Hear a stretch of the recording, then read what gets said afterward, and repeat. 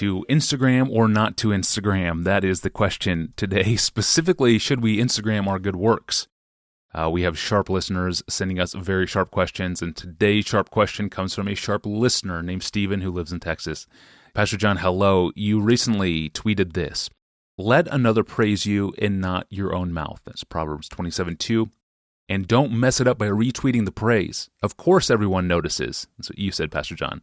To which I wholeheartedly agree with you, and I retweeted it as a matter of fact. But I also see a lot of social media photos of Christians doing good deeds, say, in helping with hurricane relief. So my question is, where and how do we draw the line between letting our light shine before others so that they may see our good works and give glory to our Father who is in heaven? That's Jesus' command in Matthew 5:16. And yet being careful not to practice our righteousness before other people in order to be seen by them. That's Jesus' command in Matthew 6:1. Any thoughts on how to balance these two truths on social media? Okay, let's put the text in front of us, and then I'll try to make some distinctions. First, Jesus lays down this warning and principle in Matthew 6:1. Beware of practicing your righteousness before other people in order to be seen by them, for then you will have no reward from your Father who's in heaven.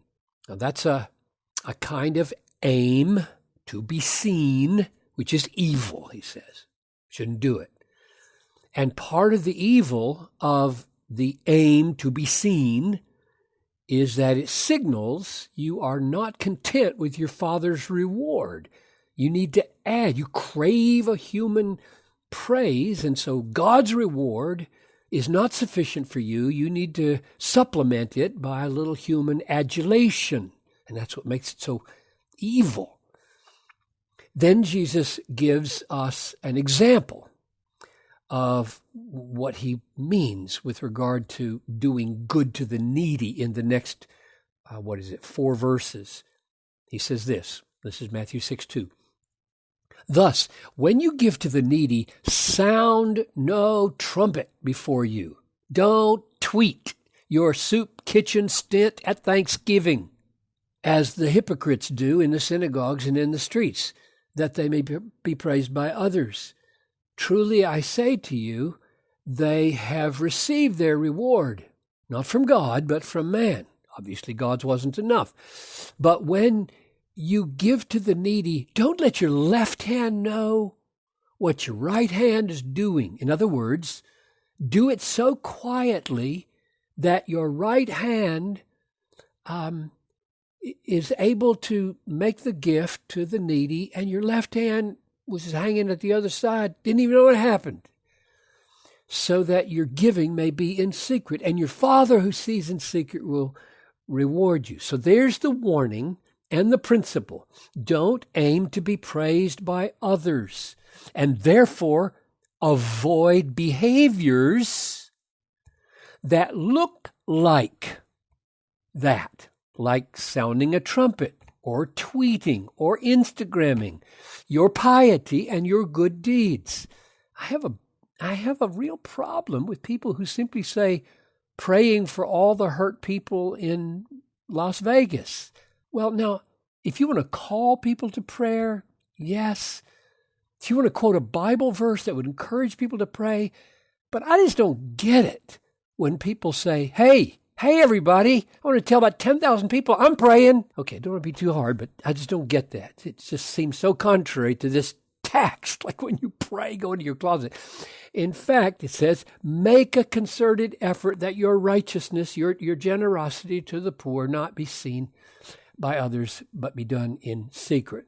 Now, here's the counterpoint that Stephen is referring to in Matthew 5:14-16 that creates the problem. And it is a real problem. I don't presume to have all the answers here, but here's the problem. Jesus says in Matthew 5:14, "You are the light of the world. A city set on a hill cannot be hidden, nor do people put a lamp, nor do people light a lamp and put it under a basket, but on a stand, that it may give light to all in the house. In the same way, let your light shine before others so that they may see your good works and give glory to your Father who is in heaven." So here's a few observations. 1, there are many practical good deeds that simply cannot be hidden, especially from those for whom you're doing the deeds. You can't stop and help somebody change a tire without them watching you do it. You can't risk your life in a public act of terrorism to rescue a child without the crowd seeing what you're doing. You can't join an emergency sandbagging effort to prevent flooding without being part of 100 people who are doing the same thing. My guess is that this is what Jesus has in mind. He's mainly talking about public doing of good deeds of mercy and justice that you can't hide because they're public.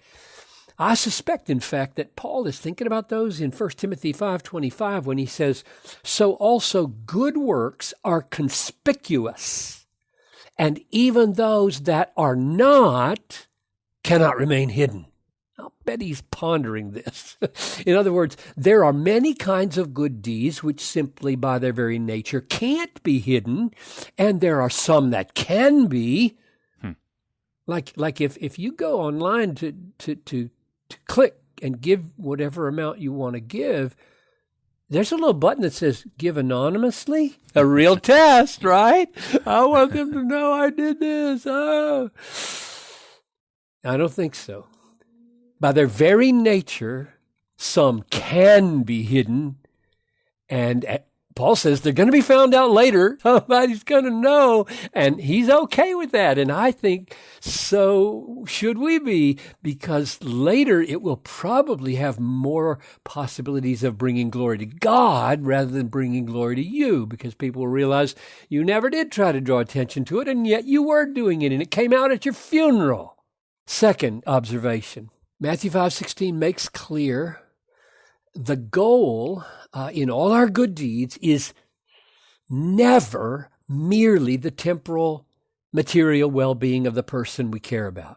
This is so important for people who are into social justice and other kinds of wonderful things, but don't care about God getting the glory. He says the eternal well-being of the person in worshiping, being part of the worshiping family of God, is the goal of all of our good deeds to them. We want their temporal needs to be met so that their eternal praise would go to God. That's the great goal. Christians are never merely public do-gooders.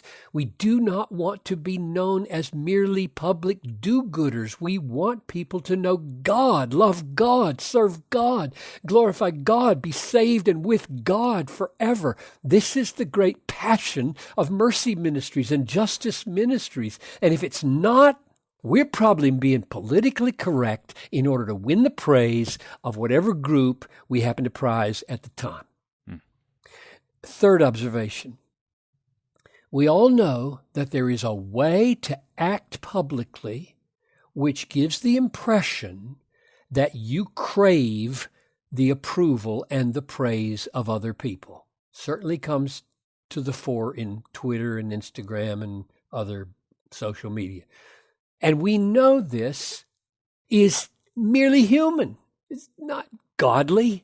And so nobody is going to think of glorifying God when they see us do it, right?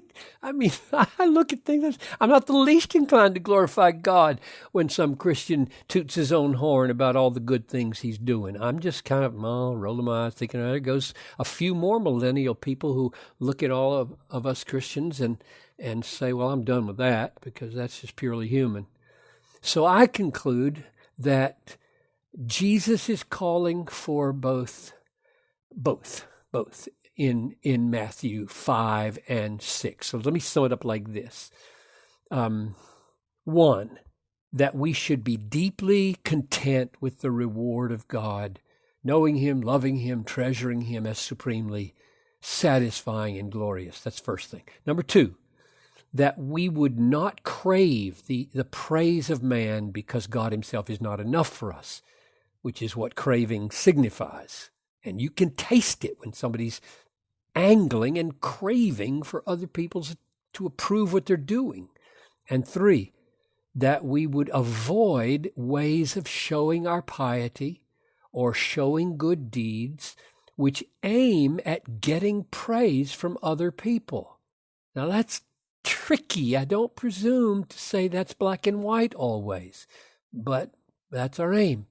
And 4, that we should genuinely love people, which means both doing good things to help them practically, materially, temporally, and passionately desiring through those good things that they would come to worship God and give glory to Him.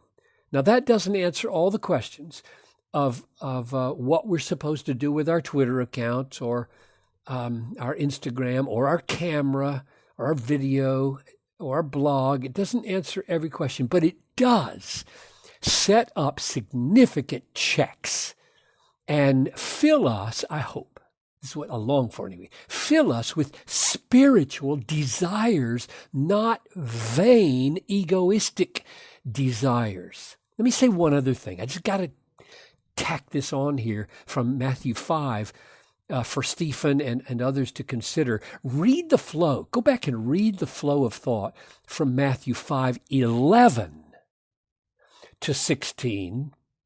Not just 14 to 16, but 11 to 16, and notice that the salt of the earth and the light of the world are very likely not just good deeds in the abstract that people can see, but rather they are good deeds done in the face of disapproval, criticism, and persecution mentioned in verses 11 and 12, so that the saltiness of the salt and the brightness of the light is not good deeds in the abstract, which lots of unbelievers do, but the deeds done joyfully for Christ's sake in the face of opposition and persecution. That is what tastes salty and appears bright and causes people to glorify God, not just our good deeds.